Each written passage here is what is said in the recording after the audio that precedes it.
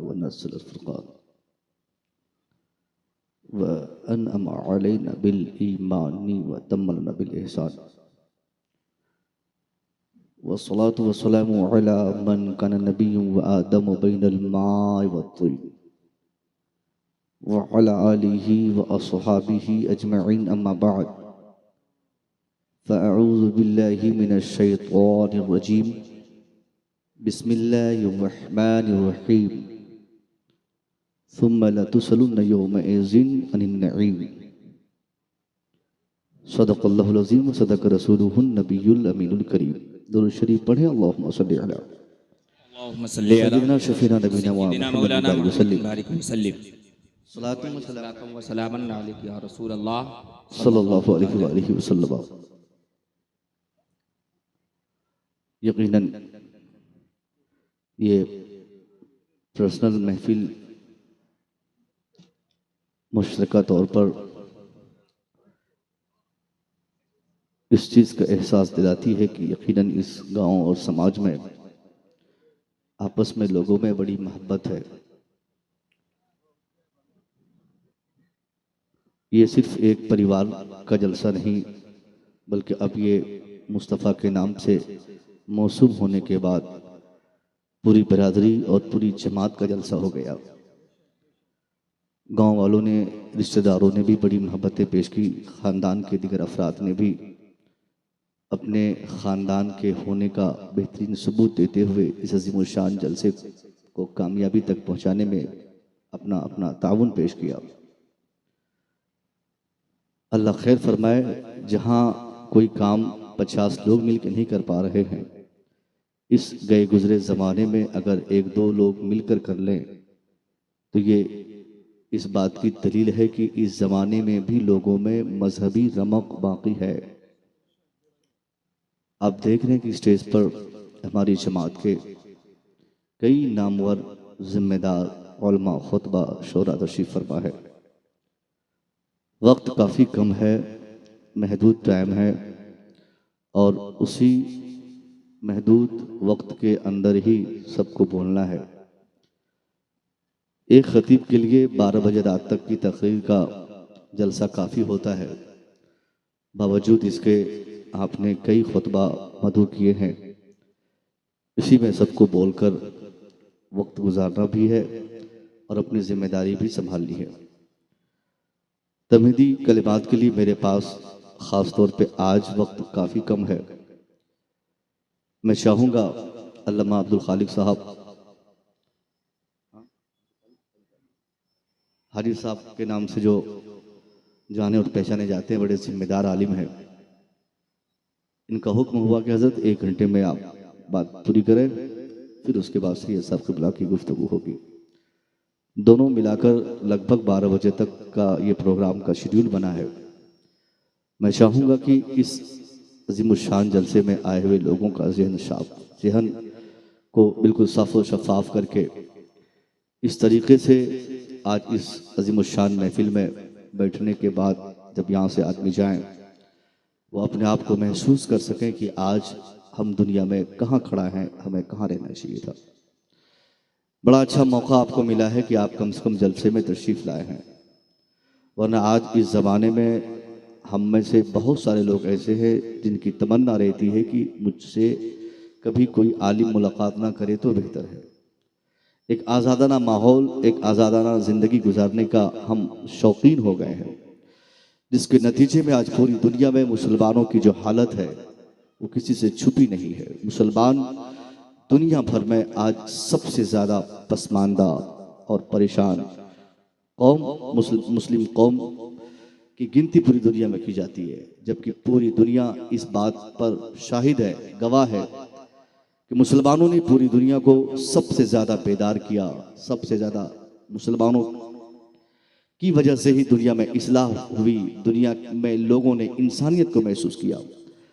मगर जिस कौम ने, जिस मज़हब ने, जिस कौम के अफराद ने पूरी दुनिया को बेदारी का माहौल दिया, बेदार किया, आज उसी कौम में इस तरह पसमानदगी है कि पूरी दुनिया में हर शाम सबसे ज़ायद जिल्लत, रुसवाई, परेशानी, झगड़े, फसाद, नफरत, आगजनी, इन सारी चीज़ों का रिपोर्ट अगर आप पढ़ेंगे तो दुनिया भर में सबसे ज़्यादा इन सारी चीज़ों को होता हुआ आप मुस्लिम कौम में देखेंगे। ये भाई साहब कैमरे वाले भैया, अगर इनकी ज़रूरत पूरी हो गई हो, क्योंकि इससे लोगों की तवज्जो मुंतशिर हो जाती है, डाइवर्ट होती है, और इसलिए इस डाइवर्शन की वजह से अल्फाज जो खुतबा बोलना चाहेंगे उसकी नाकदरी होगी और बेतवज्जोही में कुछ से कुछ समझेंगे, और पूरी तकरीर सुनने के बाद भी लोग समझेंगे कि साहब कोई तकरीर ही नहीं हो पाई। गुजारिश है कि आप किसी एक जगह पर फिक्स कर दें, वहीं से जो खींचना हो खींचें, और बहुत ज़्यादा डिस्टर्ब ना तो सामीन को करें और ना ही ख़तीब को करें। इस जलसे का मकसद ये नहीं कि कैमरा से आपको तकरीर सुनाई जाए, जलसे का मकसद ये नहीं कि वीडियोग्राफी करके आपको इसकी बेहतरीन और तस्वीर दिखाई जाए और एक एक लफ्ज़ को रिकॉर्ड करके आपके लिए यादगार बनाया जाए, बल्कि इस जलसे का मकसद है कि आप तक दीन पहुंचाया जाए, आप तक मजहब पहुंचाया जाए, आप तक कौमी बातें पहुंचाई जाए। जिन चीज़ों की ज़रूरत आज पूरी दुनिया में मुसलमानों के लिए महसूस की जा रही है, उन सारी चीज़ों को हमारे उलमा आप तक पहुंचाए, ये जलसे का बुनियादी मकसद होता है। वैसे तो आज हमारे यहाँ बिहार में, बंगाल में, झारखंड में, उत्तर प्रदेश में और क्या कहते हैं साहब उड़ीसा में, ये ऐसे सूबे हैं जो पूरे हिंदुस्तान में सबसे ज़्यादा जलसे इन्हीं सूबों में होते हैं। एक एक दिन 50-50 जलसे किसी किसी इलाके में हो जाते हैं। सालाना करोड़ों का खर्च एक एक जिले से जलसे के नाम पर मुसलमान कर रहे हैं, और वजह सिर्फ ये कि हम साहब जलसा कर रहे हैं, दीन का काम कर रहे हैं। बड़ी मेहनत से एक एक महीना चंदा करने के बाद तब जलसा का वजूद होता है। बावजूद इसके बिहार में इतने जलसे, बंगाल में हजारों जलसे, उड़ीसा के दर्जनों जलसे सारे बेकार चले गए। जलसा का काम तो होता है कि उससे दीन सिखाया जाता है, जलसा से मजहब बताया जाता है, जलसा से इस्लाह होती है। जलसा के बाद सुबह नमाजी से मस्जिद भर जाए तो समझिए जलसा बाअसर है। जलसा के बाद अगर बेटियों के सर पे दुपट्टे आ जाए समझिए जलसा कामयाब हो गया।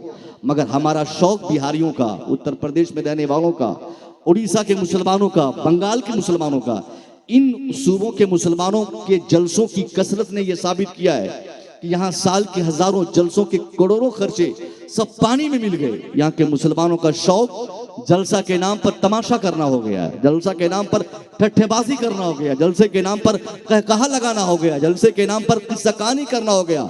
जलसे का मकसद कतन नहीं, हमारे उलमा से पूछिए, जलसे का सिर्फ मकसद है दीन फैलाना। जलसे में आने वाला दीन सुनने आए, सुनाने वाला दीन सुनाने आए। कोई नुमाइश नहीं, कोई तसन्नो नहीं, कोई आर्टिफिशियली काम नहीं, सिर्फ दीन, सिर्फ मजहब की बातें जलसे में हो। किसी को चिढ़ाने के लिए नहीं, किसी की तनकीद के लिए नहीं, किसी को पटकने के लिए नहीं, किसी को दबाने के लिए नहीं, किसी को जलाने के लिए नहीं। जलसा सिर्फ अपनी इस्लाह के लिए, मुसलमानों के सुधार के लिए। अगर 25 साल की जलसों की कसरत बिहार की अगर कारआमद होती तो आज बिहार पूरे हिंदुस्तान में हर एतबार से पसमानदा ना होता। बिहार में सबसे ज्यादा जलसे होते हैं, होना तो चाहिए था कि सबसे ज्यादा दीन बिहार में पाया जाता। उत्तर प्रदेश, ये क्या बोलते हैं कि महाराष्ट्र से ज्यादा दीन बिहार में, बंगाल में, उड़ीसा में और छत्तीसगढ़ में, झारखंड में। आप देखिए इन सूबों में जहां जलसों की कसरत है, यही सबसे ज्यादा पसमानदगी है, यही मुसलमानों में सबसे ज्यादा पिछड़ापन है, यही के मुसलमान हर एतबार से सबसे पिछड़े हुए हैं। कहां चला गया जलसा, कहां चला गया जलसे का फायदा, कहां गई जलसे की बहार है, कहां गई जलसों की बरकतें। यही ठट्ठाबाजी, नुमाइश और हल्ला चिल्ली करना, इन सारे कामों में हमने जलसों की 25 साल की मेहनतों को हमने पानी में मिला दिया। नतीजे में एक भी लड़का हमारे समाज का सुधरने को तैयार नहीं। आज भी मुस्लिम समाज बिहार में देख लीजिए साहब, पूरी दुनिया के मुसलमानों में सबसे ज्यादा पसमानदा हम मुसलमान बिहार के नजर आते हैं। आज सारी पसमानदगी हमारी, इल्मी पसमानदगी, समाजी पसमानदगी, हर एतबार से इकोनॉमिकल पसमानदगी हमारे समाज में है। किस चीज की तरक्की की बात करते हैं? समाज की तरक्की का मदार 3 चीजों पे होता है। वो समाज तरक्की याफ्ता है, वो समाज तरक्की कर रहा है, वो समाज तरक्की पजीर है। इन सारी चीजों के लिए 3 चीजों का पाया जाना कम से कम जरूरी है। या तीनों का हो, या तीनों में से किसी एक का होना जरूरी है। या तो उसमें एजुकेशन हो, या एजुकेशन हो और ना हो तो कम से कम इत्तेहाद जरूर हो। इत्तेहाद हो, और अगर इत्तेहाद ना भी हो तो तीसरी बड़ी चीज उस समाज की तरक्की के लिए, उस समाज में उस समाज में सियासी शऊर का होना, यानी डेवलपमेंट समाज के लिए 3 चीजों का पाया जाना जरूरी है। कम से कम वो पढ़ा लिखा हो, उस समाज के अफराद पढ़े लिखे हो, उस समाज में इत्तेहाद और इत्तेफाक की बातें की जाती हो, उस समाज में सियासी शऊर पाई जाती हो। हम अगर इस कज़िये के मुताबिक अपने समाज का मुआयना करें, जायजा ले, हम अपने समाज का इन्वेस्टिगेशन करें, कलेजे पे हाथ रख कर आप बिहारी मुसलमान बताइए, आप बताइए कि इन 3 चीजों में से कौन सी चीज आपके अंदर है, किस मैदान के आप आते हैं। एजुकेशन के डेवलप में आपने कितना काम किया, इत्तेहाद और इत्तेफाक के मैदान में आपका क्या अमल है, और सियासी मैदान में मुसलमान कितना कामयाब है। तरक्की के लिए 3 चीजों का पाया जाना जरूरी, एजुकेशन का होना, यूनिटी का होना, सियासत का होना। हर एतबार से इन तीनों चीजों की गिरावट मुसलमानों में आज दुनिया भर में देखी जाती है। दुनिया का सबसे बड़ा आज मुसलमान जाहिल है। मुसलमानों से बड़ा जाहिल कोई नहीं। मुसलमान इस हैसियत से जाहिल है, ये वो उस हैसियत से नहीं कह रहा हूं कि जाहिल है, जाहिल जो उर्फ आम में बोला जाता है। आज मुसलमानों के बच्चों में सारी चीजें, पैसे हमारे पास, बिल्डिंग हमारे पास, नाम हमारे पास, कार हमारे पास दो तल्ला मकान है, सारी चीजें हैं, मगर हमारे बच्चे अनपढ़ है, हमारे बच्चे जाहिल है। आज इस जमाने में अगर हमें तरक्की चाहिए तो तरक्की के लिए सबसे पहला स्टेप, सबसे पहली सीढ़ी, और उस सीढ़ी का सबसे पहला पायदान जिस चीज को जमाना का करार देता है, वही उसी को तो हम साहब इल्म कहते हैं, उसी को शिक्षा कहा जाता है, उसी को एजुकेशन के नाम से ताबीर करते हैं। एजुकेशन के मैदान में मुसलमानों की जो गिरावट है, आज चाहे बेगूसराय हो, समस्तीपुर हो, खगड़िया हो, पूर्णिया हो, कटिहार हो, बिहार हो, बंगाल हो, उत्तर प्रदेश हो, महाराष्ट्र हो, गुजरात हो, इंडिया से बाहर हो, अफ्रीका हो, न्यूजीलैंड हो, कहीं भी दुनिया में आप मुसलमान को तलाश कीजिए, मुसलमानों के बच्चे अपने समाज में सबसे कम पढ़े लिखे, मुसलमानों की भीड़ तालीम में रही, मुसलमानों की दिलचस्पी एजुकेशन में रही।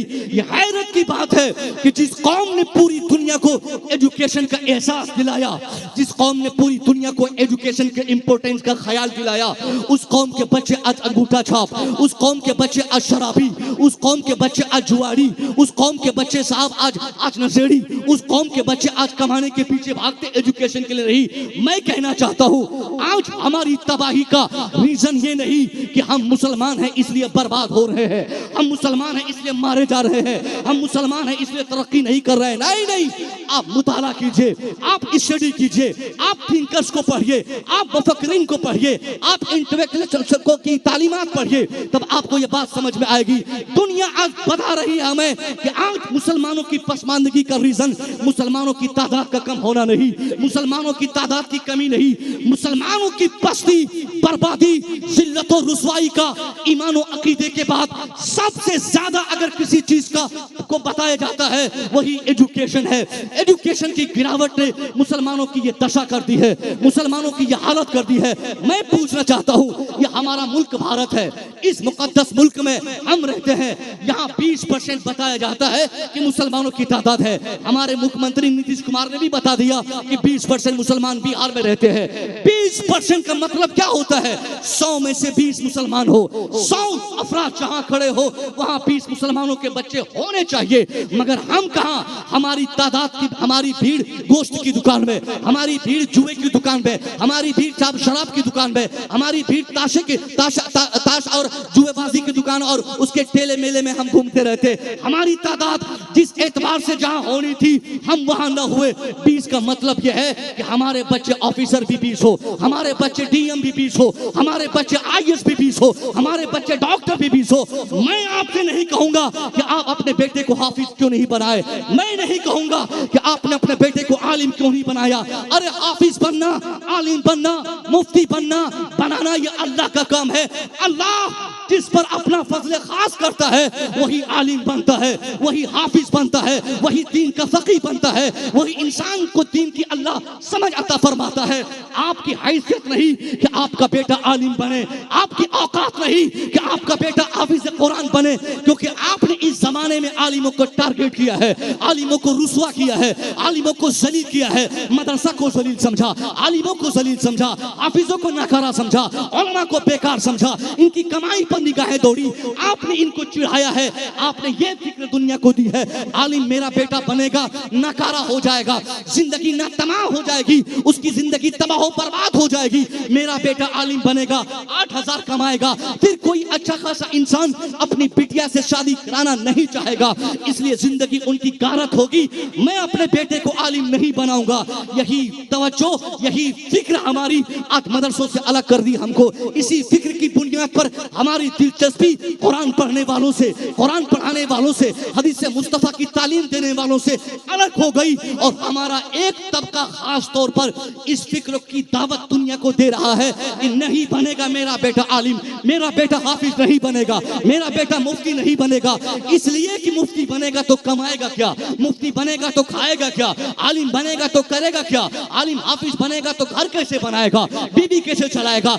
इसी फिक्र की बुनियाद पर हम में से ज्यादातर लोगों की सोच ये हो गई कि मदरसा नहीं बनाया जाए, मदरसा नहीं खोला जाए, मदरसों में नहीं पढ़ाया जाए, मत पढ़ाओ बेटे को मदरसे में, कौन कहता है। मगर मैं पूछना चाहता हूं, आपका बेटा हाफिज नहीं बना, कोई कंप्लेंट, कोई शिकायत आपसे नहीं, मगर एक सवाल जरूर करूंगा, हाफिज नहीं बना कोई बात नहीं, डॉक्टर आपका बेटा क्यों नहीं बना, आलिम नहीं बना कोई बात नहीं, इंजीनियर क्यों नहीं बना, आपका बेटा मुफ्ती नहीं बना कोई शिकायत नहीं, आपका बेटा आईएएस क्यों नहीं बना, आईपीएस क्यों नहीं बना। आप बताइए, एक महीना पहले यूपीएससी के एग्जाम का रिजल्ट आया अपने मुल्क में, 1200 तकरीबन अफराद स्टूडेंट्स कामयाब हुए, उस 1200 बच्चों में सिर्फ 50 बच्चे मुसलमानों के थे।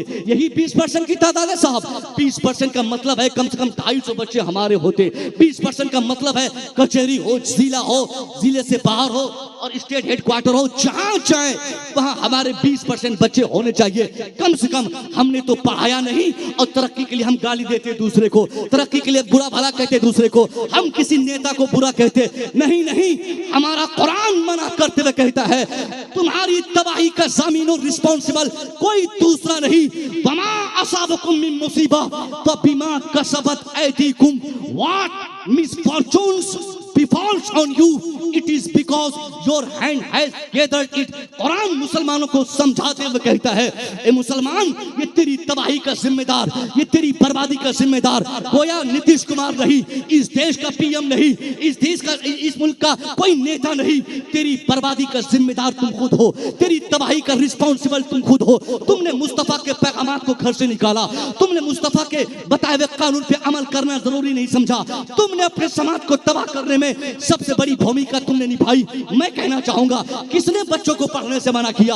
आज हमारी फिक्र क्या है, मेरा बेटा जल्दी 10,000 महीना कमा ले, मैं भी मकान बना लूं, मैं भी गाड़ी खरीद लूं, मैं भी अच्छा खासा इंसान बन जाऊं, मेरी भी गिनती गांव में हो जाए। नहीं साहब, बच्चों से कमाना ये वक्त से पहले कहीं से उचित नहीं।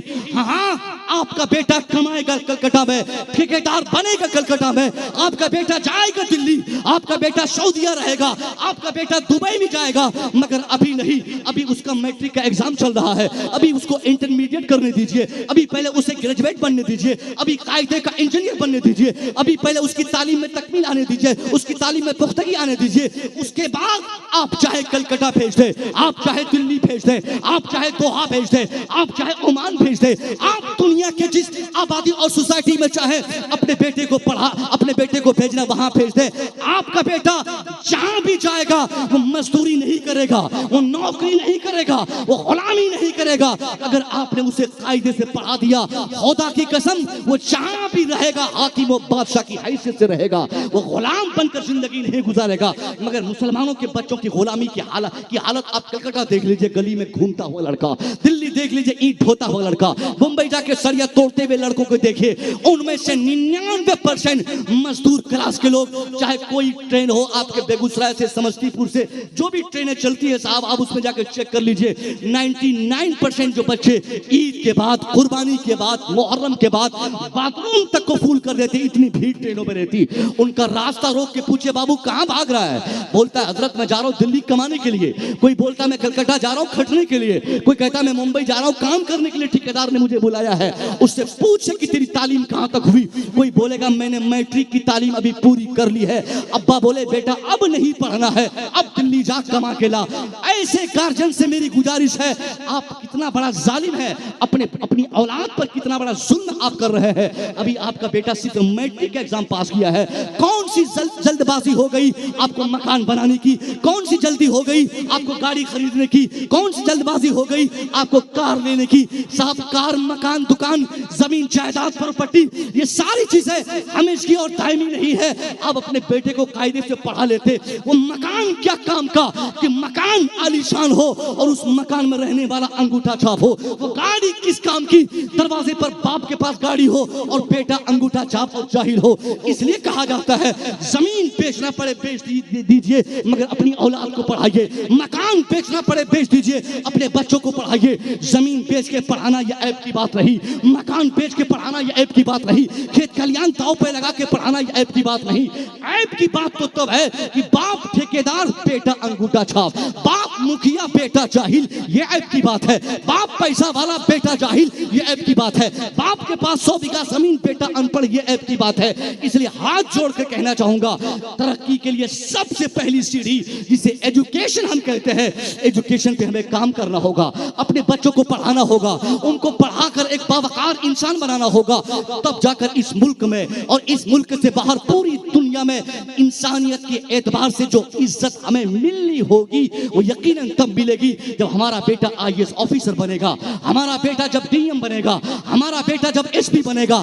कितने समस्तीपुर जिले में, इसी समस्तीपुर में हमारे एक दोस्त शाहिद रजा मिसबाई, हमारे क्लास फ्रेंड IAS ऑफिसर बने हुए। आप में से अक्सर लोग बोलते हैं हजरत मैं अपने बेटे को पढ़ाऊंगा तो मेरा बेटा कामयाब होगा, नौकरी मिलेगी? नहीं मिलेगी हजरत। ये नीतीश कुमार नौकरी कहां देता, ये मोदी जी नौकरी कहां देते, फलाना साहब नौकरी कहां देता, वो दीदी नौकरी कहां देती। मैं कहना चाहूंगा ये गलत कॉन्सेप्ट आपका है, ये गलत फिक्र आपकी है, ये गलत सोच आपने ये दुनिया को दी है। नौकरी पाना किसी भी तालीम का मकसद नहीं है। आपको किसने कह दिया कि आप अपने बेटे को पढ़ाएंगे तो तरक्की नहीं मिलेगी? पूछिए शाहिद रजा मिसबाई से 2017 के हिंदुस्तान में, 2017, 18, 19, 20 ये सारे पीरियड किसके थे? 14 के बाद कहा जाता है कि हिंदुस्तान आजाद हुआ। 14, 15, 16, 17 आजादी के 3 साल के बाद, सिर्फ 3 साल के बाद उत्तर प्रदेश भी आजाद हो चुका था। उस पीरियड में शाहिद रजा यूपीएससी की उम्मीदवारी ली, 17 में एग्जाम दिया, 18 में उस यूपीएससी के एग्जाम का रिजल्ट आया है। रिजल्ट की जब फहरिस्त बनाई गई, जिस फहरिस्त में मोहन का नाम, जहां पे सोहन का नाम, जहां पे गीता का नाम, जहां पे सीता का नाम, जहां किसी और नाम को आपने देखा था, उसी फहरिस्त पे नुमाया तौर पे 5 वक्त नमाज पढ़ने वाला, बाज़ाब्ता अज़ान देने वाला, बरकाती टोपी लगाने वाला, एक मुश्त दाढ़ी रखने वाला शाहिद रजा मिसबाही का भी नाम शामिल था। नारे रिसालत, उलमाए अहले सुन्नत, जमाले तैयबा कॉन्फ्रेंस, नारे तकबीर, नारे रिसालत। ये इस बात की दलील है जो पढ़ेगा वो आगे बढ़ेगा। बिला वजह किसी को गाली देना, किसी को उंगली करना कि तुमने मुझे बर्बाद किया, नहीं नहीं, वो नहीं, आपने खुद अपने को बर्बाद किया। अपने बच्चों को पढ़ाते नहीं, मजदूरी कराते आप, अपने बच्चों को दिल्ली आप भेजते हैं, अपने बच्चों से काम करवाते वक्त से पहले आप, फिर किस चीज की तरक्की आप चाहते हैं? इस देश में एक शख्स जिसका नाम पूरी दुनिया में बड़ी इज्जत से लिया जाता है, जिन्हें हम और आप सारे लोग बड़ी इज्जत से उनको पुकारते हैं। मालूम है उस शख्स का, उस शख्स की कहानी क्या है, उस शख्स को क्या कहते हैं? भीमराव अंबेडकर के नाम से दुनिया जानती है। अंबेडकर जी का ताल्लुक ऐसे समाज से जिस समाज में दूर दूर तक उसको इज्जत देने की बातें नहीं की जाती, जिसको लोगों ने बता दिया था कि पढ़ना तेरा काम नहीं, गुलामी करना तेरा काम है। तेरी पैदाइश हमारी गुलामी के लिए हुई है, तेरी पैदाइश हमारी नौकरी के लिए हुई है। मगर उस जमाने में उसने क्या सोचा कि मुझे अपना समाज बदलना है, मुझे अपना मुल्क बदलना है, मुझे अपने लोगों को बदलना है, मुझे अपना खानदान बदलना है, हमें अपनी जिहाद बदलनी है, हमें अपनी हैसियत बदलनी है। इस तब्दीली और परिवर्तन के लिए उस जमाने में भीमराव अंबेडकर ने ये नहीं कहा अपने लोगों से कि आओ रामलीला मैदान में तीर धनुष लेकर, आओ हथियार लेकर एहतजाज करते हैं, आओ जुलूस निकालते हैं, आओ प्रोटेस्ट करते हैं, बल्कि भीमराव अंबेडकर ने दबे लहजे में अपने किरदार से पूरी दुनिया को जो पैगाम दिया, वो पैगाम कितना सुथरा था। उसने अपना इरादा बदला, उसने अपना नाम बदला। वो भीमराव अंबेडकर जिसके समाज में पठन पाठन को हराम समझा जाता, पढ़ने पढ़ाने को हराम समझा जाता, उसने नाम लिखाया इसी एक स्कूल में, नाम बदलकर, बाप का नाम बदलकर, अपना पता बदलकर स्कूल में जब पढ़ने गया, पढ़ते पढ़ते इस कदर उसने मेहनत की, इस कदर बाद में पुख्तगी आ गई। किताबों में आता है कि 64 सब्जेक्ट पर उनको मास्टर की डिग्री दी गई, 9 जबानों पर उनको मलका हासिल हो गया। अब वो भीमराव अंबेडकर जिसकी कोई हैसियत जिस समाज में नहीं थी, आज पूरी दुनिया में अदब से उनका नाम लिया जा रहा है। वजह ये नहीं कि उनके पास अफराद था, उनके पास फौज थी, उनके पास अवानो अंसार की जमात थी, उनके पास हथियार थे, नहीं, उनके पास एजुकेशन है, इसलिए पूरी दुनिया उसकी इज्जत कर रही है। हम कहना चाहते हैं, एक भीमराव अंबेडकर ने अपने समाज की तब्दीली के लिए पढ़ना जरूरी समझा और एक बच्चा पढ़कर अपने समाज की तमाम जरूरतों की तकमील करने के साथ साथ पूरे मुल्क की जिहद को बदल दिया है। और आप कहां सोए साहब, आप किस बिरयानी के चक्कर में पड़े हुए हैं, आप किस खुशी में है कि आप कामयाब है? नहीं, पूरी दुनिया में सबसे ज्यादा नाकाम आप है। अगर आपको तरक्की चाहिए तो किसी को गाली देने की जरूरत नहीं है, आपको आंख बंद करके ईमानदारी से अपनी औलाद की तालीम की पुख्तगी के लिए आपको आगे बढ़ना होगा। अपने बच्चों को पढ़ाने की जब बात आए तो आप सबसे ज्यादा ये काम कीजिए कि अपने बच्चों को सबसे पहले आप मदरसों में डालिए। आप ये फिक्र छोड़ दीजिए कि आपका बेटा कामयाब नहीं होगा। नहीं साहब, मदरसों में जब तक आपके बच्चे नहीं पढ़ेंगे, मदरसों से बच्चे पढ़ के स्कूल कॉलेज में नहीं जाएंगे, तब तक 100% कामयाबी की तवक्को उनसे नहीं की जाती है। ये जो लड़का आपके सामने खड़ा है, ये भी एक मदरसे का प्रोडक्ट है। बेहमदी ताला इस वक्त मैं भी एक कॉलेज का टीचर हूँ, कॉलेज में बाज़ाब्ता मैं तालीम देता हूँ, तदरीसी जिम्मेदारी मेरे कांधे पर है, मगर मैंने कभी ये महसूस नहीं किया कि मदरसे की तालीम ने मुझे नाकाम कर दिया। मैंने कभी ये महसूस नहीं किया कि मदरसे ने मुझे नकारा कर दिया। जहां तक मेरी आवाज जा रही है, ये क्या बोलते कि बहुत खुशी से अल्लाह के एहसान को आपको बताकर आपको ये तरकीब दिलाने के लिए मैं कह रहा हूं, ताकि आपको भी ये खुशी हो। मैं जहां तक मेरी आवाज जा रही है, मैं कह रहा हूं सबसे, अगर आपको लगता है कि मदरसा कुछ सिखाता नहीं, आप में से अगर कोई कॉलेज का प्रोटेक्ट हो, कोई यूनिवर्सिटी का पढ़ा लिखा हो, आज जिस सब्जेक्ट में मुझसे बात करना, जिस सब्जेक्ट में चाहता हूं मुझसे मुकाबला करे, जिस सब्जेक्ट में चाहता हूं मेरा नॉलेज टेस्ट करे, जिस सब्जेक्ट में चाहता हूं मेरी आजमाइश करे, मैं खुली दावत देता हूं। अभी मुलाकात करनी हो अभी कर ले, अभी के बाद आप अब्दुल खालिक साहब से मुलाकात कर ले, फोन के जरिए मेरा नॉलेज टेस्ट कर ले। मैंने कोई तालीम किसी स्कूल कॉलेज में नहीं ली, खुदा की कसम सारी तालीमात की तकमील मैंने मदरसे से की है। मदरसे की दरसगाहों में उलमा की चूतियां सीधी करके मैंने मैथमेटिक्स भी पढ़ा, मैंने साइंस भी पढ़ा, मैं फिजिक्स भी पढ़ा, मैं केमिस्ट्री को भी जाना, मैंने हिसाब को भी पढ़ा, मैंने तिब को भी जानने की कोशिश की, माशियात के नॉलेज को भी लिया। उसके बाद इस वक्त 2010 से फरागत के बाद आज तक मेरे ताल्लुकात सारे ताल्लुकात कॉलेज और यूनिवर्सिटीज रहे। और इस वक्त मधेपुरा यूनिवर्सिटी, बीएन मंडल यूनिवर्सिटी जिसे कहते हैं, वहां से पीएचडी, वो भी मामूली शख्सियत पे नहीं, सरकार ताजुल शरिया, जिनको पूरी दुनिया इस वक्त सबसे बड़े आलिम की हैसियत से 21वीं शताब्दी के सबसे बड़े आलिम, सबसे बड़े मुफ्ती, सबसे बड़े वली की हैसियत से जानती है, उसी शख्सियत पर पहली मर्तबा पीएचडी लिखने की शहादत अल्लाह ने किसी और को नहीं, मदरसे में पढ़ने वाले इसी मुसफ़ी रज़ा मिसबाही को अल्लाह ने दिया। माशाअल्लाह, नारे तकबीर, नारे रिसालत, फैज़ाने हुजूर ताजुल शरिया, जमाले मुस्तफा कॉन्फ्रेंस, डॉक्टर अल्लामा मुसव्विर रज़ा साहब क़िबला। आप बच्चों को पहले बाकायदा मदरसों से जोड़े, और मदरसों से जोड़ने से एक फायदा ये होगा कि अब बच्चा कुरान भी पढ़ेगा, कुरान भी सीखेगा, कुरान पढ़ेगा भी, कुरान सीखेगा भी। वरना डॉक्टर बन जाएगा, नकारा रहेगा, चोर रहेगा, इंजीनियर बनेगा, बेईमान रहेगा, वो प्रोफेसर बनेगा, शराब पीने की आदत उनसे नहीं जाएगी। इससे पहले कि आपका बेटा डॉक्टर बनकर शराबी बन जाए, आपका बेटा इंजीनियर बनकर झूठा बन जाए, आपका बेटा आईएएस बनकर बेईमान बन जाए, अब अपने बेटे को पहले कुरान की तालीमात से आरास्ता कर दे, उनको बाज़ाब्ता मदरसों से जोड़ दे। है। और अपने उलमा से मैं कहूँगा कि हजरत आप लोग भी मदरसा खोलना, वो जो पुराने नतीजे में आप खोल रहे थे पुराने जिहद से, अब थोड़ा उसको मॉडर्न कर दें। मदरसे को मॉडर्न करने की ज़रूरत है, मदरसे को जदीद करने की ज़रूरत है, क्योंकि आज हमारे लोगों में ज़्यादातर लोग ये नहीं चाहते कि हमारा बेटा मदरसे में पढ़ेगा। और कहीं ना कहीं उनकी ये सोच वाजिब भी है, क्योंकि हमने मदरसे को गरीब छोड़ दिया, हमने मदरसे को अपाहिज कर दिया, हमने मदरसे को सोचा कि ये गरीबों की आमादगाह, यहाँ गरीब फकीर यतीम के बच्चे रहेंगे। एक टॉयलेट बाथरूम 100 बच्चे पढ़ने वाले, एक गुस्लखाना 200 बच्चे रहने वाले। न सही से हमने नाश्ता का इंतजाम बच्चों के लिए किया, न तो हमने दोपहर का खाने का इंतजाम उनके लिए किया, न उनके लिए सही से बिस्तर हमने बेड का इस्तेमाल किया। अब अच्छा खासा इंसान, मुतवस्सित फैमिली का आदमी जो चाहेगा कि मेरा बेटा हाफिज कुरान बने, वो मदरसा एक बार विजिट करने जाएगा। मदरसों की ये सब सारी चीजों को देखकर वो भाग कर बोलेगा, नहीं मेरा बेटा मदरसे में नहीं पढ़ेगा। वहां ना टॉयलेट है सही, वहां ना बाथरूम है सही, वहां ना सफाई का इंतजाम है, वहां ना पंखे का इंतजाम है, वहां ना कूलर का इंतजाम है, वहां ना खाने पीने का बेहतरीन बंदोबस्त है। इसलिए मेरा बेटा अभी स्कूल में ही पढ़ेगा, मदरसा नहीं जाएगा। अब ऐसे माहौल में मदरसे को मॉडर्न करने की जिम्मेदारी भी आपकी है, हमारे उलमा की नहीं। आप अपने 5 बच्चों में 4 बच्चों को मदरसे में पढ़ाकर 1 रुपया नहीं दे सकते। एक बेटा किसी का स्कूल में पढ़ता है, 4000 रुपये महीना स्कूल वाला मांगता है, आसानी से दे देता है। 4000 रुपये महीना, 80,000 एडमिशन फीस, 1 लाख रुपया एडमिशन फीस डोनेशन के नाम पे। किस तालीम के लिए? डॉग मीन्स कुत्ता, कैट मीन्स बिल्ली।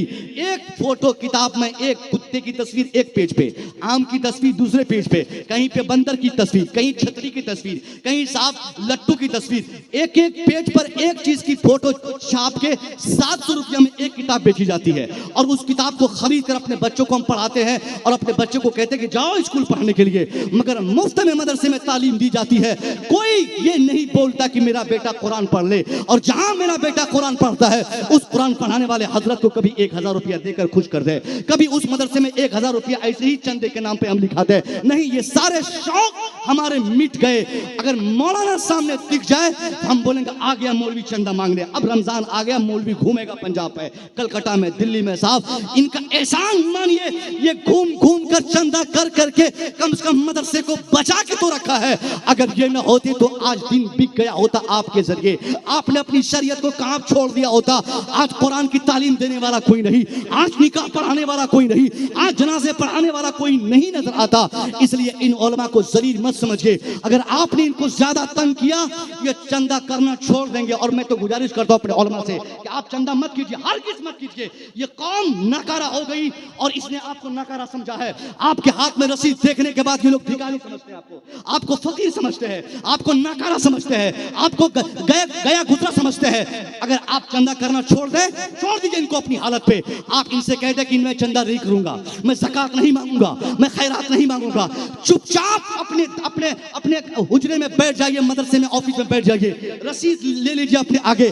जहां कोई बोले कि चलिए कुरान खानी करने, आप बोलिए कि कुरान खानी बाद में करूंगा, पहले 50,000 रुपये ला। जहां कोई बोले कि मुझे जनाजा पढ़ाने के लिए आदमी चाहिए, आप बोलिए लाओ 1 लाख रुपया फिर जनाजा पढ़ाऊंगा। जहां कोई मिलाद पढ़ाने के लिए बुलाए, बोलिए लाओ 1 लाख रुपया फिर मिलाद पढ़ाऊंगा। उस वक्त आप क्या करेंगे साहब? आज अगर ये मुफ्त में कुरान खानी करते हैं, मुफ्त में जनाजा पढ़ाते हैं, मुफ्त में मिलाद पढ़ाते हैं, मुफ्त में तावीज़ात लिखते हैं, मुफ्त में फातिहा करते हैं, मुफ्त में दुआएं करते हैं, ये एहसान इनका है।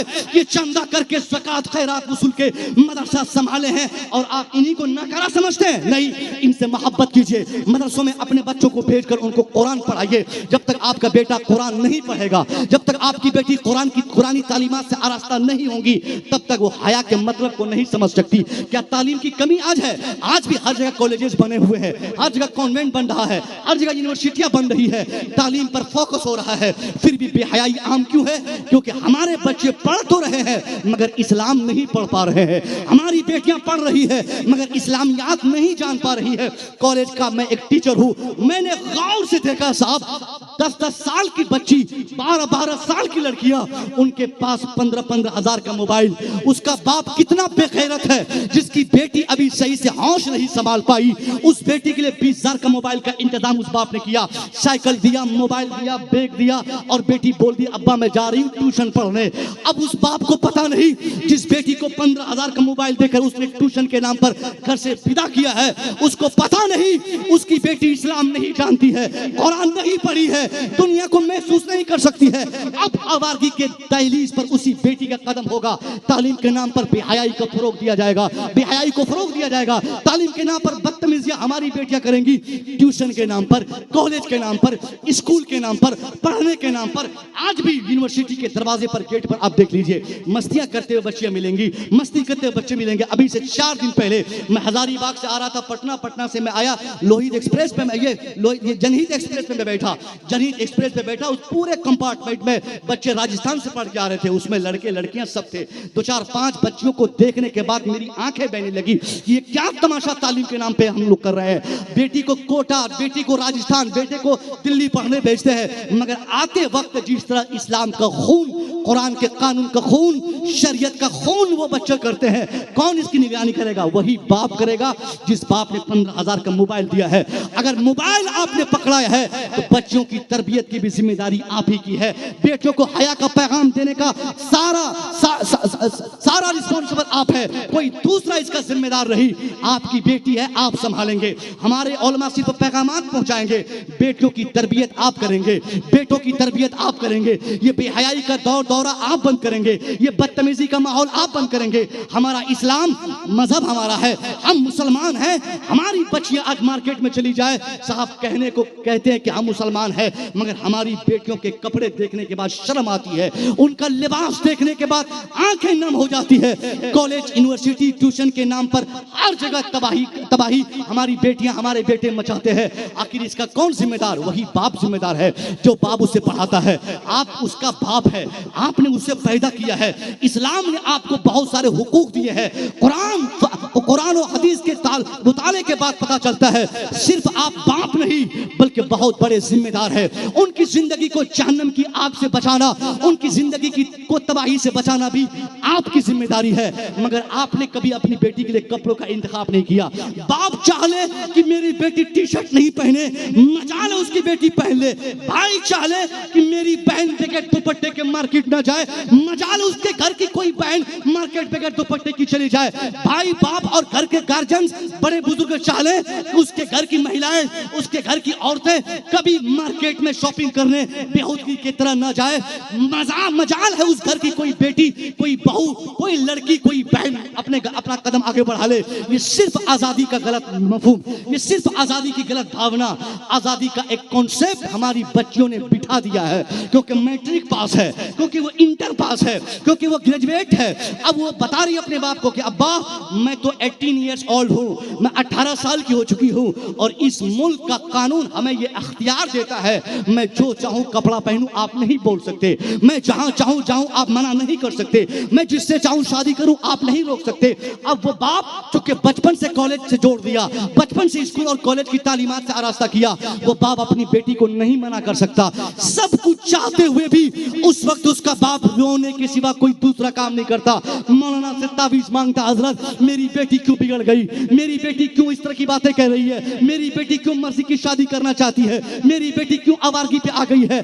उस वक्त उस बाप के लिए यही पैगाम है, हाँ आपकी बेटी अपनी मर्जी की शादी करेगी और वो करके रहेगी। क्योंकि जब संभालने का टाइम था, जब सुधारने का टाइम था, जब तरबियत का वक्त था, उस वक्त आपने अपनी बेटी को आजाद कर दिया, जलील किया, उलमा को जलील समझा, मदरसों को हकारत की निगाहों से देखा, मदरसों की तालीमात को, अपनी बेटी को स्कूल कॉलेज में पढ़ाकर एक दुनियावी तालीमात को कंपल्सरी करने की वजह से और उससे पैसा कमाने की चाह लेकर आपकी बेटी स्कूल कॉलेज गई। आज वो पढ़कर डिग्री लेकर दरवाजे पर आई है, तो अपनी मर्जी की शादी नहीं करेगी तो क्या आपकी मर्जी की शादी करेगी? वो भागेगी नहीं तो क्या करेगी? वो जहां चाहेगी, जिससे चाहेगी ब्याह करेगी। करेगी, आप उसे नहीं रोक सकते। रोकने का टाइम बचपने में, रोकने का टाइम छोटे में। जिस वक्त आपने अपनी बेटी को देखा वो बेहूदगी कर रही, एक माँ को नजर आ जाए कि बेटी मोबाइल से बात कर रही है, वो माँ जिम्मेदार है अपनी बेटी को इसको रोकने के लिए। हर माँ को पता है उसकी बेटी कहाँ बात कर रही है, उसकी बेटी के ताल्लुकात कहाँ है, वो बेटी कहाँ जा रही है, वो बेटी क्या चाह रही है। मगर माँ मना नहीं करती। जब पानी सर से ऊपर होता तब भर भर रात रोती है बेटी कहाँ भाग गई, तब पूरी पूरी रात चिल्लाती है बेटी तूने ऐसा कदम क्यों उठाया। मैं अपनी माँ से हाथ जोड़कर गुजारिश करूंगा, ए मेरी माँ मेरी बहनों, आपको अल्लाह के रसूल ने वो अख्तियार दिया है। मुस्तफा फरमाते हैं मन राम मिनकुम मुनकिरन फलयुगय्यिरहु बियदी, तुम में से कोई इंसान किसी शख्स को कहीं भी खिलाफे शरअ काम करता हुआ देखे, बेहूदगी करता हुआ देखे, तो उसे चाहिए कि वो अपने हाथ की ताकत का इस्तेमाल करे। सरकार फरमाते हैं मन राम मिनकुम मुनकिरन, anyone who sees any types of disease, तुम्हारे समाज का कोई व्यक्ति अपने समाज में जब भी खिलाफे शरअ कोई भी काम करता हुआ देखे, चाहे वो माँ अपनी बेटी को देखे, चाहे बाप अपने बेटे को देखे, बड़ा भाई अपने छोटे भाई को देखे, इमाम अपने मुक्तदी को देखे, तो बहैसियत गार्जियन उनकी जिम्मेदारी है। सरकार फरमाते हैं उन्हें चाहिए वो अपने हाथों की कुव्वतों का इस्तेमाल करे। मतलब ये कि अगर माँ देख ले कि उसकी बेटी अभी 8 साल की है, छत पर किसी से बात कर रही, रात को बतिया रही, सोते समय बात कर रही, किसी को मिस कॉल कर रही, किसी से वो फेसबुक पे चैटिंग कर रही, व्हाट्सएप पे वीडियो कॉलिंग कर रही है, उस माँ को मुस्तफा करीम ने बहैसियत माँ इस कदर बाख्तियार बनाया है। उस माँ को चाहिए कि बेटी की पहली गलती पर जूती निकाल कर उसका बाल पकड़ के पहली गलती पर 2-4 जूती कायदे से उसके सर पे गिनती के साथ मारे। यकीनन मैं कहूंगा जो माँ अपनी बेटी की पहली गलती पर शानदार तरीके से सजा देगी, वो माँ बिंदास जिंदगी गुजारे। अब उसकी बेटी बदतमीज नहीं बन सकती, नहीं कर सकती, अब उसकी बेटी बगैर दुपट्टे के घर से नहीं जा सकती, क्योंकि पहले माँ ने आजाद किया, पहले बाप ने छूट दिया, पहले बड़े लोगों ने घर के माहौल को खराब किया, और अब जब पानी सर से ऊपर हो गया तो ताबीज से सोचता है कि बेटी सुधर जाए, ताबीज से सोचता है कि बेटा बाज आ जाए। नहीं साहब, ताबीज से वही काम होता है जिस पर शैतान का अमल दखल होता है। शैतान से हमको अलग करने के लिए हमारे उलमा कुरानी आयत को लिख कर या किसी तरीके से हमको हमारा इलाज करते हैं, मगर ये बेटा बेटी का ये इलाज कि बेटी मान जाए बेटा मान जाए नहीं, ये सिर्फ पॉसिबल है आपसे, आपकी मेहनतों से, आपकी कुव्वतों से। आपने आजादी का माहौल जो घर पे दिया, अपनी बेटी को सिर्फ पढ़ाना समझा, उसके लिए तरबियत जरूरी नहीं समझा। हमारे उलमा से पूछे, तालीम कहीं भी सिर्फ तालीम की हैसियत से मुतारफ नहीं की जाती, और तालीम सिर्फ तालीम की हैसियत से कामयाबी तस्वुर नहीं करते। तालीम बगैर तरबियत के कहीं हम पाए तकमील तक नहीं पहुंचा सकते। तालीम को,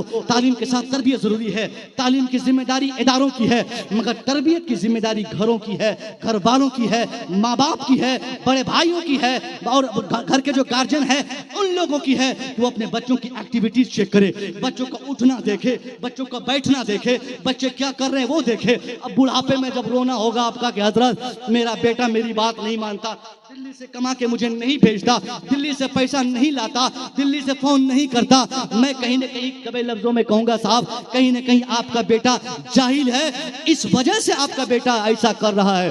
आपने सही तरबियत बच्चों की नहीं की। पढ़ाने और तरबियत के जमाने में जो बाप अपने बच्चों को अच्छी शिक्षा और बेहतरीन दीक्षा देता है, वो बाप कभी भी बुढ़ापे में खून का आंसू नहीं रोता है। वही गार्जियन को रोते हुए देखा जाता है जो अपने बच्चों को न पढ़ाता है न तरबियत देता है। अब जब उसके बच्चे जवान होंगे और वो बूढ़ा जवान जब बूढ़ा हो जाएगा, दादा बन जाएगा, उस वक्त उसको रोना याद आएगा, उस वक्त वो बोलेगा मेरा बेटा मेरी बात क्यों नहीं मानता। इससे पहले कि आपके बच्चे आपके दुश्मन हो जाए, आप अपने बच्चों को बेहतरीन इंसान बनाइए। तालीम का मकसद ही इंसान बनना साहब, नौकरी पास करना नहीं, पैसा कमाना नहीं, दौलत इकट्ठी करना नहीं, मकान बनाना नहीं। अगर तालीम का मकसद नौकरी करना होता, ये हमारे सारे उलमा को नौकरी मिल गई होती। सबकी किस्मत हादी साहब की तरह थोड़ी है साहब कि सब लोग मास्टर हो जाएंगे। इनमें से कोई 5000 में पे अजान देते हैं, कोई 10,000 पे नमाज पढ़ाते हैं। तालीम का अगर मकसद नौकरी पाना होता तो सबसे कम नौकरी हम मुसलमानों में सबसे कम नौकरी हमारे उलमा की ही तो है। हमारे उलमा की जो गवर्नमेंट सर्विस होती है बिल्कुल नहीं, 1-2% कहीं कहीं नजर आ जाती नौकरियां तो काफी है। बाकी ये लोग सब प्राइवेट में काम करते हैं, सब लोग अजान देते हैं, नमाज पढ़ाते हैं, हमारे बच्चों को पढ़ाते हैं, हाफिज बनाते हैं, कारी बनाते हैं, उसी से 8-10 हज़ार रुपया से काम चलते रहता है। अगर तालीम का मकसद नौकरी पाना होता तो नौकरी तो इनको है नहीं, सबसे ज्यादा तब परेशान यही नजर आते। मगर अल्हम्दुलिल्लाह आज पूरी कायनात में सबसे ज्यादा अगर किसी को खुशहाल समझा जाता है तो कोई और नहीं, वो हमारे उलमा किराम है। कितना वक्त हो गया?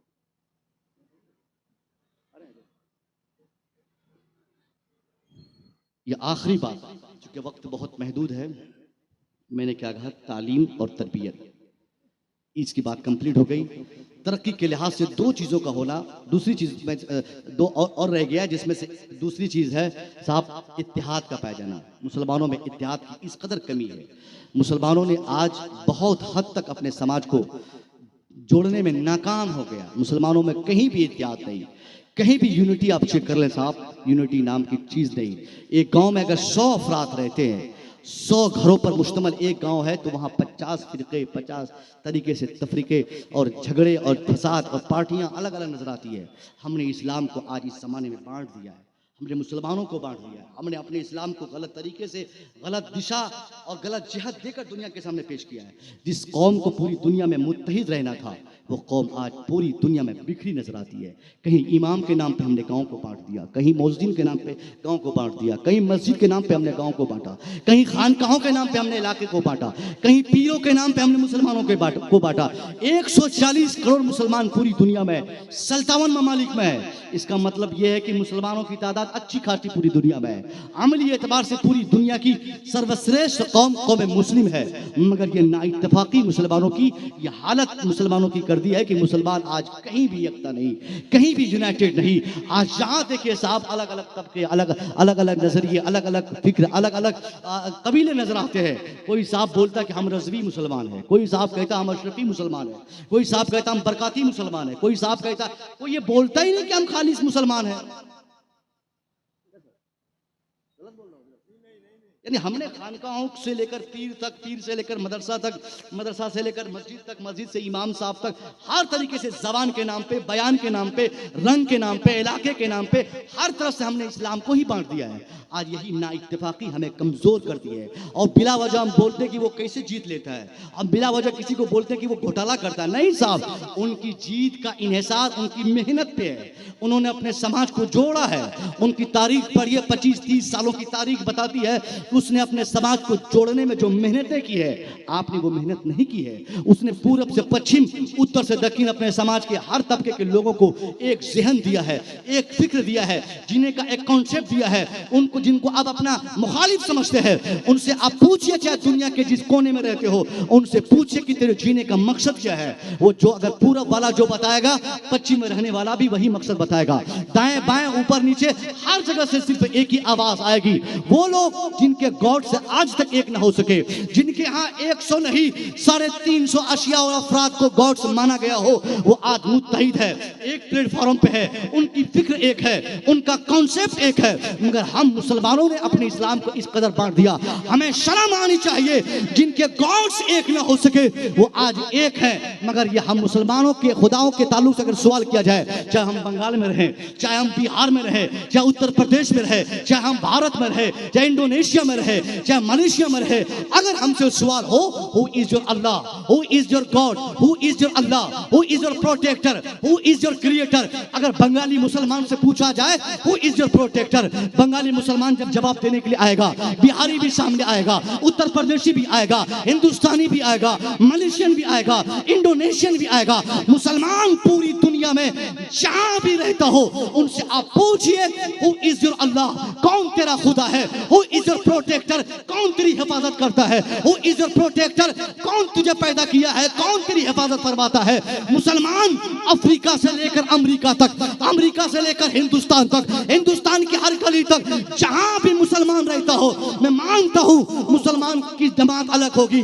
उनकी जबान अलग होगी, उनका किबला अलग, उनकी जबान अलग होगी, उनका इलाका अलग होगा, उनकी बिरादरी अलग होगी, उनकी सोसाइटी अलग होगी। वो सारे इख्तलाफात के बावजूद मुसलमान होना चाहिए, चाहे वो अफ्रीका के जंगल में रहता हो या अमेरिका के व्हाइट हाउस में बसता हो, चाहे वो शायद कश्मीर में रहता हो या कन्याकुमारी में बसता हो, मुसलमान होना चाहिए। जवाब पूरी दुनिया से रब्बी अल्लाह कहकर ही सामने आएगा, यानी मुसलमान कहेगा मेरा खुदा अल्लाह है, मेरा पैदा करने वाला अल्लाह है, मेरी हिफाजत करने वाला अल्लाह है, मुझे खिलाने वाला अल्लाह है, मेरी तखलीक अल्लाह ने की है, मेरी हिफाजत अल्लाह फरमाता है। तो जब अल्लाह होने के एतबार से पूरी दुनिया में हमारा जवाब एक रहता है, ये खानकाहों के नाम पे हमने लड़ाई क्यों मोल ले ली, ये मेरा तेरा पीर करने के चक्कर में हमने अपने इस्लाम को क्यों बांट दिया। हाँ साहब, पीर साहब है, मोतबर है, उनकी अजमत सर और आंखों पे उनकी फजीलत से कोई इनकार नहीं कर सकता, मगर पीर साहब है तो इसका मतलब ये नहीं कि सिर्फ हम जन्नती, हमारा पीर जन्नती, बाकी के सारे पीर और उसके मुरीद जहन्नम में चले जाएं। नहीं, यही फिक्र हमको इस्लाम से अलग करता है, यही फिक्र की वजह से हम इस्लाम से अलग होते हैं, यही फिक्र हमारी गलत है, जिसकी बुनियाद पर ये तफरकाबाजी, ये नफरत है, ये झगड़े, ये फसाद, ये फितना, हमारे अंदर किसी को एक्सेप्ट करने की कुव्वत ही नहीं, हमने किसी को तर्क से माना नहीं, हमने किसी को समझने की कोशिश नहीं की। अल्लाह के वास्ते सुन्नी मुसलमानों, कम से कम सुन्नियों को तो चाहिए कि कम से कम वो एक हो जाता। सुन्नी क्या कोई कम है साहब, पूरी दुनिया में सबसे ज्यादा मुसलमानों के जितने कबीले फिरके बन चुके हैं उसमें सबसे ज्यादा बड़ी तादाद हम सुन्नियों की है। अल्हम्दुलिल्लाह, अगर हम सुन्नी मुसलमान भी सरकार आला हजरत के फरमान के तहत, अगर खाली सुन्नी मुसलमान जिसे कहते हैं, सुन्नी अगर एकजुट हो जाए तो यकीनन कामयाबी हमारे कदम चूमेगी, कामयाबी हमारे घर तक चल के आएगी। मगर हमने कोई भी कमी लड़ने झगड़ने और फसाद की नहीं छोड़ी है। आज भाई भाई में लड़ाई हो रही है, एक भाई अपने भाई का इतना जबरदस्त दुश्मन है कि उसका दुश्मन भी उतना बड़ा दुश्मन नहीं जितना बड़ा दुश्मन उसका भाई नजर आता है। थोड़ा अगर मकान अगर कोई बना ले, थोड़ी सी कमाई बढ़ जाए, थोड़ी सी आमदनी बढ़ जाए, तो सबसे बड़ी दुश्मनी की आवाज उसकी भाई ही लगाता है। भाई बोलता है कि भाई बोलता है मेरा भाई तरक्की कर रहा है, चलो इसकी तरक्की में कैसे बांध डाले, कैसे इनको तबाह बर्बाद करे, कैसे इनकी बर्बादी हो जाए। इसलिए एक भाई को तबाह करने में हमने आज की दुनिया में कोई कमी महसूस नहीं की। हमने मुस्तफा करीम से क्या सीखा, जिस इस्लाम के पैगंबर का हम कलमा पढ़ते हैं, उनकी तारीख हम पढ़े साहब, उस पैगंबर ने जिंदगी में सिर्फ हमको नमाज नहीं सिखाया है, उस मुस्तफा ने सिर्फ रोजा नहीं बताया है, उस मुस्तफा करीम ने हज और ज़कात की सिर्फ बातें नहीं की है। हाँ, नमाज इस्लाम में है, मगर इस्लाम में सिर्फ नमाज है, ये गलत कौल है। इस्लाम में रोजा है, मगर सिर्फ इस्लाम में रोजे की बात, रोजे पर बातें होती है, ये कज़िया गलत है। इस्लाम में हज और ज़कात पर कलाम किए जाते हैं, इसका मतलब ये नहीं कि इस्लाम में सिर्फ नमाज पे बातें होती, इस्लाम में सिर्फ रोजे पे बातें होती, इस्लाम में सिर्फ हज और ज़कात सिखाया जाता। नारे तकबीर, नारे रिसालत, नारे रिसालत, नारे रिसालत। जमाले तैयबा कॉन्फ्रेंस उलमाए अहले सुन्नत मसलके आला हजरत हजरत अल्लामा मौलाना सैयद शबाहत हुसैन साहब क़िबला। नारे तकबीर, नारे रिसालत।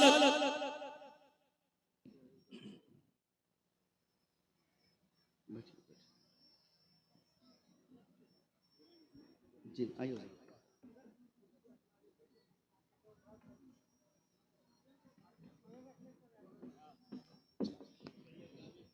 बैठिए बैठिए। देखिए, आले रसूल की आमद हो चुकी है। यकीनन जिस जलसे में, जिस महफिल में आले रसूल पहुंचते हों, उस महफिल को मकबूल माना जाता है। एक मुशाहदा मैं बताऊं, हुजूर गवाह है, हमारे उलमा भी जानते हैं, आले रसूल की दुआ और बद्दुआ दोनों लगती है। मैंने एक शख्स को तबाह होते हुए देखा है, इसलिए आले रसूल से दुआएं लीजिए, खूब दुआएं लीजिए जहां भी नजर आ जाएं। और हुजूर एक शानदार खतीब, बेहतरीन मुबल्लिग की हैसियत से पूरे हिंदुस्तान में इस वक्त एक ब्रांड की हैसियत से जाने और पहचाने जाते हैं। अखलाक के धनी हैं। मैंने पहली बार बनारस में से 5 साल पहले एक जलसे में मुलाकात की और हज़रत ने दुआएं दी। एक वो रात थी और एक आज की रात। यकीनन आले रसूल की दुआएं जिन्हें लग जाती है उनकी तरक्की को कोई नहीं रोक सकता है। आप इनका एहतराम करें, इनके चेहरे की ज़ियारत करें, इनको देखें। आखिरी बात मैं 5 मिनट में बोल के अपनी गुफ्तगू ख़त्म करूँ। मैंने क्या कहा, आज हम में से बेशतर लोग समझते हैं कि हमारे इस्लाम में सिर्फ नमाज, रोज़ा, हज और ज़कात पे बातें होती है, बाकी कोई बड़ा पैगाम इस्लाम का नहीं है, कोई कॉन्सेप्ट इस्लाम के पैगंबर ने एक बेहतरीन इंसान होने की हैसियत से पूरी दुनिया में नहीं दिया है। अगर कोई ये सोचता है, ये उनकी सबसे ज़्यादा कजफिक्री है, तंग नजरी है। उसने इस्लाम के पैगंबर को स्टडी नहीं किया, उसने biography of the prophet Muhammad Mustafa सल्लल्लाहु अलैहि वसल्लम को नहीं पढ़ा, उसने इस्लाम के पैगंबर की जीवनी का अध्ययन नहीं किया। अगर हम पढ़ते हैं तो 63 साल ज़िंदगी मुस्तफ़ा का को हम जब मुताला करते हैं, उनमें से 40 साल की ज़िंदगी और फिर आखिर के 23 साल की ज़िंदगी, दोनों को अलग अलग डिपार्टमेंट में अगर हम बांट दें, 40 साल की ज़िंदगी का वो बेहतरीन हिस्सा जब मुस्तफ़ा करीम ने किसी को बताया तक नहीं था कि मेरी आमद का मकसद क्या है, मेरी बेइज्जत का मकसद क्या है, मैं क्यों आया हूँ, मैं क्या बताना चाहता हूँ, मेरे पैगामात क्या है, बगैर किसी इंफॉर्मेशन के किसी को बताए बगैर, जिस मुस्तफ़ा ने 40 साल 63 साल में सबसे ज़्यादा 40 साल, 23 तो कम है साहब, 23 साल बहैसियत पैगंबर आपने तबलीग फरमाई, ईमान, नमाज, रोज़ा, हज, ज़कात के पैगामात आपने नशर फरमाए, मगर 40 साल ज़िंदगी के जो इम्पोर्टेंट हिस्से थे, वो 40 साल में मुस्तफ़ा करीम ने इंसान को इंसान बनाने का ही तो पैगाम दिया है, एक भाई को भाई से जोड़ने का पैगाम दिया है। इस्लाम के पैगंबर की यही सारी चीज़ें, यही किरदार और करैक्टर ने दुनिया को सबसे ज़्यादा मुतासिर किया। दुनिया बदल गई तब जब मुस्तफ़ा करीम के पैगामात को दुनिया ने महसूस किया, वरना उस ज़माने में पैगंबर इस्लाम की तारीख बताती है कि आप पर लोगों ने, आपके दंदाने मुबारक को लोगों ने शहीद किया, आपको लोगों ने रुलाया, आपके चाहने वालों को लोगों ने उनके वजूद के खात्मे के लिए तहरीकें चलाई। मुस्तफ़ा करीम इतने बाख्तियार थे, लोगों ने कहा हुजूर आप तो अथोराइज्ड हैं, अल्लाह ने इस कदर बाख्तियार बनाया है कि आप जब चाहें सूरज आपको वापस कर दें, आप चाहें तो चांद को 2 टुकड़ा फरमा दें, आप चाहें तो दरख्त को अपने पास बुला लें। इतने बाख्तियार होने के बाद भी ये दुश्मन आप पर पत्थरों की बारिशें कर रहे हैं, मगर बावजूद इसके आप इनके लिए तबाही क्यों नहीं चाहते? इनको बर्बाद कर दीजिए, इनको तबाह बर्बाद कर दीजिए, इनके लिए ऐसा मुतालबा कीजिए अपने रब से कि तबाह बर्बाद हो जाए। मुस्तफ़ा करीम मुस्कुराते रहे, आप मुस्कुरा कर इरशाद फरमाए, हाँ हाँ मैं देख रहा हूँ कि ये मेरे ऊपर पत्थरों की बारिशें हो रही है, ये मुझ पर गालियों की बारिशें हो रही है, मगर मैं इनकी तबाही नहीं चाहूंगा, मैं इनकी बर्बादी नहीं चाहूंगा। इनका काम दुश्मनी करना है, इसको करने दिया जाए, मगर मैं इनके अंदर तब्दीली देख रहा हूँ, मैं इनमें परिवर्तन पा रहा हूँ, मैं इनको बदलते हुए देख रहा हूँ। जो लोग आज मुझे गालियां दे रहे हैं, इनमें तब्दीली आएगी, इनमें बदलाव आएगा। मुस्तफ़ा करीम ने हर महाज पर सब्र और तहम्मुल के साथ अपने दुश्मनों को दुश्मनी करने दिया, अपना काम आप करते रहे। एक दिन ऐसा आया, मुस्तफ़ा करीम ने खुद ही देखा कि जिन लोगों ने पत्थरों की बारिशें नबी पाक पर की थी, वो लोग इस कदर बदल गए कि पत्थरों की बारिश नहीं, अब तो उसी मुस्तफ़ा पर दुरूदों की बारिशें करते नजर आने लगे। जिन लोगों ने मुस्तफ़ा करीम के वजूद के खात्मे के लिए तहरीकें चलाई थी, वही लोग अपनी अपनी गर्दनें नबी के नाम पर कटाने की कसमें खाने लगे। ये तब्दीली किस चीज की थी? इंसानियत के पैगामात को मुस्तफ़ा ने आम फरमाया था। दुश्मन भी बेदार हो गए, उनके भी कान खड़े हुए, उन्होंने भी अपनी भलाई इसी में सोची कि साहब भलाई हमारी ये है कि इस मुस्तफ़ा करीम की बातें मान ली जाए, इसमें दुनिया की भलाई, आखिरत की भलाई, हर तरफा भलाई इसी में छुपी है, ये मोहम्मद अरबी की बात पर अमल हो जाए। हम आपसे कहना चाहते हैं, जिस इस पैगंबर ने पूरी दुनिया को सबसे ज्यादा इंसानियत का पैगाम दिया, उस पैगंबर के हम मानने वाले, कलमा पढ़ने वाले हैं। हमें चाहिए कि हमें भी अपने समाज में इंसानियत के पैगामात को आम करें। आपसी रवादारी, आपसी अखलाक व मोहब्बत, ब्रदरहुड, भाईचारा, इन सारी भावनाओं को ऐसा प्रमोट करें, इस कदम लोगों को इसका दर्श है।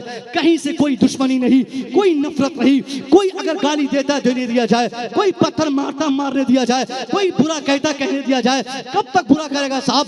बुरा कहने वाला एक दिन वो थक जाएगा। अगर आपको अच्छाई करने की ताकत है, आप ईमानदारी से अच्छाई करते रहें, बुरा कर करने वाला एक दिन थक कर आपका मुरीद व गुलाम बन जाएगा। वो बुराई करने के दरवाजे उनके लिए बंद हो जाएंगे। बुराई का इंतकाम नहीं, बुराई का बदला नहीं लिया जाता, उसका कोई रिवेंज किसी किताब में नहीं है। एक बुजुर्ग अपने मुरीद से कहते चलो पानी कुएं से निकालो, मुझे नहाना है। उस कुएं के टॉप में जो पानी निकाले गए थे उसी टॉप में कीड़ा जाके गिर कर मरने की कोशिश कर रहा था, मर रहा था। मुरीद देखा कि कीड़ा गिर रहा है, उसने कहा हुजूर ये पानी के टॉप में जो कीड़ा गिरा हुआ है। बुजुर्ग क्या किया, अपनी उंगली बढ़ा दिए, उस उंगली के सहारे उस कीड़े को निकालने की कोशिश आपने की। जिस वक्त आप निकाल रहे थे वो कीड़ा रेंगने वाला जानवर आपको तकलीफ दे दिया, खून आने लगे। उसके बाद बहुत ज्यादा तकलीफ हुई, फिर उठा के बाहर फेंका, फिर रेंगता हुआ वो कीड़ा वापस उसी पानी में आके डूबने की कोशिश किया, डूब रहा था। फिर हजरत ने क्या किया, उंगली का सहारा दिया, उसको बाहर किया। 3 मरतबा लगातार आप निकाले फेंके, फिर वो कीड़ा आता, फिर डूबना चाहता, फिर आप बाहर निकालते। 4थी मरतबा मुरीद को सहा नहीं गया। उसने कहा हुजूर ये मरना चाहता है, इनको मरने दीजिए। आप इन्हें निकाल रहे हैं, या आपको काट रहा है या आपको तकलीफ दे रहा है, आप इसे क्यों नहीं पांव के नीचे कुचल देते। हुजूर बुजुर्ग फरमाते हैं कि ए मेरा मुरीद तुम क्या चाहते हो, ये कीड़े को मैं निकालूं, इससे बाहर पानी से निकालूं, डूबने से बचाऊं, तो ये हमारी कोई मदद करेगा, ये हमारा कोई काम करेगा? नहीं करेगा। ये अपनी फितरत का काम कर रहा है। ये कीड़ा है, इसका काम है काटना, इसे काटने दिया जाए। मैं इंसान हूं, हमारा काम बचाना है, मैं बचा के रहूंगा। इसलिए कीड़े की फितरत है काटना। अगर कोई आपको काट रहा है तो उसकी फितरत है, कम से कम आप तो मोहब्बत पेश कीजिए, आप तो अपने भाई को भाई समझ लीजिए, आप तो अच्छाई का पैगाम दीजिए, आप तो बेहतरीन किरदार पेश कीजिए। ये बेहतरीन इंसान और एक शानदार मुसलमान होने की पहचान इसी में है कि आपकी जिंदगी में लोग देखें तो आपको समझ ले कि ये मुसलमान है। सिर्फ मकान बनाने से मुसलमान समझ में नहीं आएगा, दाढ़ी टोपी लगाने से मुसलमान हम समझ में नहीं आएंगे। हमको अपना किरदार पेश करना पड़ेगा, मुसलमान की तरह बन के रहना पड़ेगा। झूठ से परहेज, जिना से बाज होना, शराब से दूरी, माँ बाप की खिदमत, बाल बच्चों को एक अच्छी तरबियत देना, ये बेहतरीन इंसान होने के जितने भी शोबे हैं, हर शोबे पे मजहब इस्लाम ने काम करके दुनिया को दिखाया है। जहां जहां इंसानियत है वहीं तो इस्लाम है साहब। इंसानियत और इस्लाम में रब्त है, बगैर इंसानियत के इस्लाम में इंसानियत है, और जहां जहां मुसलमान है उसको भी इंसान बन के दुनिया में रहना होगा। यही हमारी कामयाबी का सबसे बड़ा राज है कि हम मुसलमान बनते नहीं और बिला वजह किसी को गाली देकर बोलते हैं कि साहब तुम्हारी वजह से हम लोग हार गए, हमारी ये हालत है, हमारी ये तबाही है। कोई आपको बर्बाद नहीं किया है, आपने खुद अपने को तबाह किया है। आप होशियार बने, चालाक बने। आखिरी बात वही थी, ये पॉलिटिक्स की 3 तरक्की के लिए 3 दरवाजे थे, एजुकेशन, इत्तेहाद और सियासत। सियासत की जो गिरावट है ये हिंदुस्तान ही नहीं दुनिया भर में मुसलमानों में सबसे ज़्यादा महसूस की गई है। इसकी गिरावट मुसलमानों को चाहिए कि हर तरह की सियासत का मतलब है दुनियावी ज़रूरतों को महसूस करना। हम जिस समाज में रहते हैं, हमें अपने समाज की जो लवाजिमात हैं उनको हम महसूस नहीं करेंगे तो कौन करेगा साहब। 70-75 साल हो गए, आज सबसे ज़्यादा नाकारा हम है। इसकी बुनियाद सिर्फ यही है कि हमारे बच्चों में सियासी शऊर ना आ सके। हम आंख बंद करके किसी के मुरीद हो गए, आंख बंद करके किसी पे फरेफ्ता हो गए, आंख बंद करके किसी पे हमने एतमाद किया। हमने अपने लोगों को, अपने नौजवानों को सियासी मैदान में लाने की हमने कभी कोशिश नहीं की, जिसके नतीजे में हमारा कोई लीडर नहीं बना, कोई लीडरशिप हमने तैयार नहीं की। ये सब हमारी नाकामी की वजह है।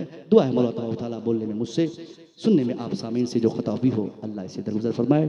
अस्तगफिरुल्लाह रब्बी मिन कुल्लि ज़ंबि व अतूबु इलैह। अस्सलामु अलैकुम।